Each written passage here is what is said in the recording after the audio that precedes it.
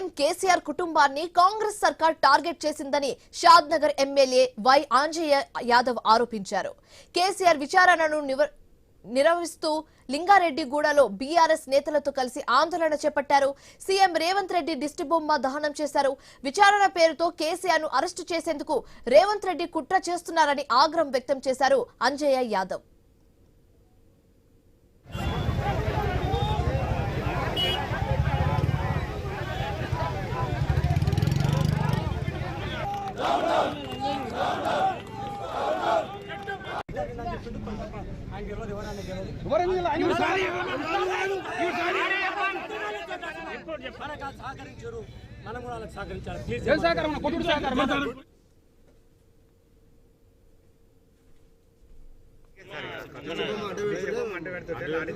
చెదరగొట్టే ప్రయత్నంలో జరిగింది. అంతే కాదండి, ఏమన్నా నాన్ వైలెన్స్ కార్యక్రమాలు చేస్తున్నారా, డ్యామేజ్ చేస్తున్నారా?